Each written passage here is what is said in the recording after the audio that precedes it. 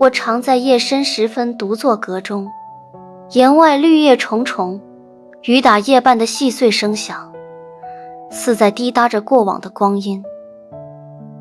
在这修仙界中，人常言我身负天灵根，资质超群，有人唤我白凤仙子，也有人羡慕我出身世家，天生锦途。可我深知，修仙一途，天资、容貌、家世，终究都不过是虚幻的一品。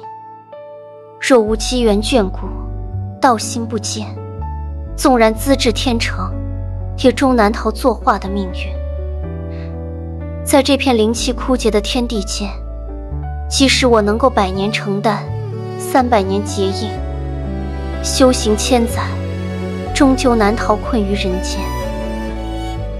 我与韩立的出世过程，只如清风拂过寒潭。彼时他以外门弟子的身份参加云梦3派世剑大会选拔，宗门命我以通明灵犀神通探查他的底细。平静如潭，无波无尘，我只当他是个资质平庸却心性沉稳的普通修士，却未料造化无形，早已在暗中落笔。那一日，宗门内灵气忽动，凌云聚顶，霞光漫天，雷鸣阵阵。只见一青色虚影顶天立地，引动天地灵气剧烈翻腾，竟是结阴天咒。而那虚影的面容，赫然是当年那个平凡至极的外门弟子。那一刻，我如遭雷击。100年修行，自诩天灵根，修习通明灵犀，竟未能看破他当时同为结丹修士的伪装。自此，落云宗多了一位200年结阴的太上长老韩立，而我仍困于金丹之境。那一刻，我第一次生出天道不公之念。世间之大，纵然天资如我，也有跨不过的高山。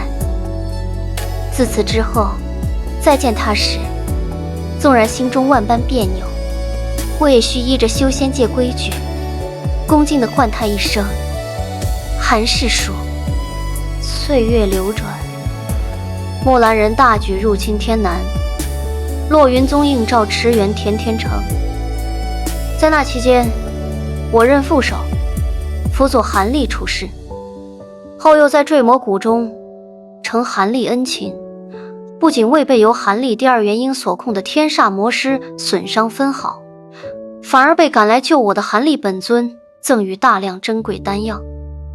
在交谈中得知，韩立的修为在短短100年光景内，竟从元婴初期提升至元婴后期，而我仅从结丹初期突破至结丹中期，我如何能不羡慕，不钦佩？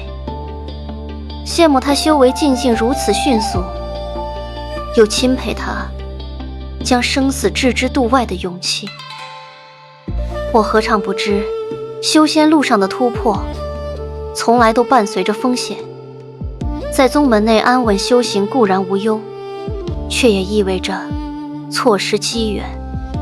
可落云宗养育我数百年，宗门弟子视我为未来的依靠，我如何能抛下这份归属感？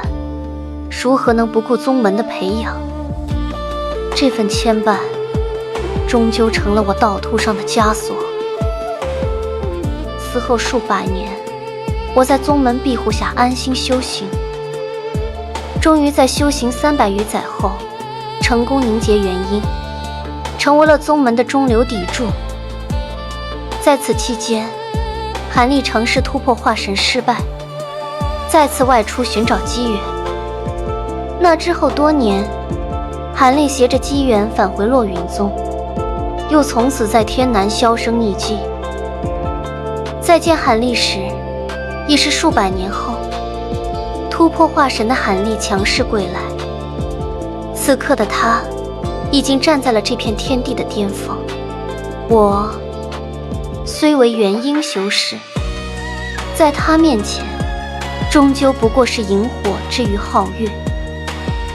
纵然他无意争权夺利，化神修士的威压，足以让整个修仙界俯首。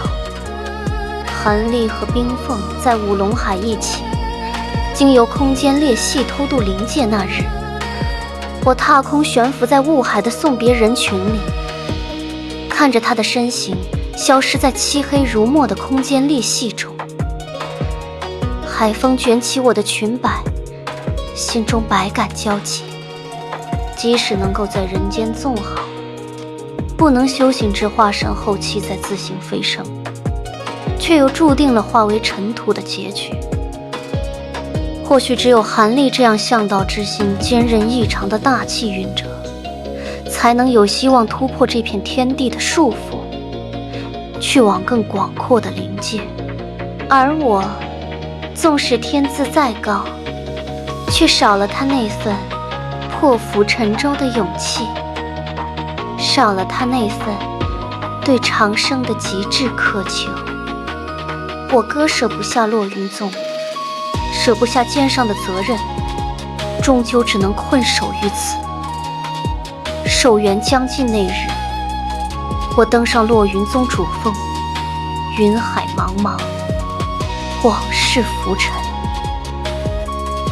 一起嘲讽阁中韩立的沉稳，一起甜天城的血阵，一起坠魔谷的幽暗，一起媚日五龙海的送别。我忽觉一切皆如尘埃，唯有那份修道之心尚温。我微微一笑，盘膝而坐，身上的灵光渐渐消散，识海慢慢化虚。最后一息中，我似见天边微光，一缕轻影破空远去。我名宋玉，身负天灵根，100年成丹，300载结婴，一生守宗门，不离不弃，无愧于心，终归尘土。虽未能修至化神，更未能飞升灵界，却也算是圆满。若来生能再选一次，我是否能放下所有牵绊，像韩立那样不顾一切地去寻找机缘，只为抓住一线长生希望？罢了，修仙一途，哪能奢求什么来生？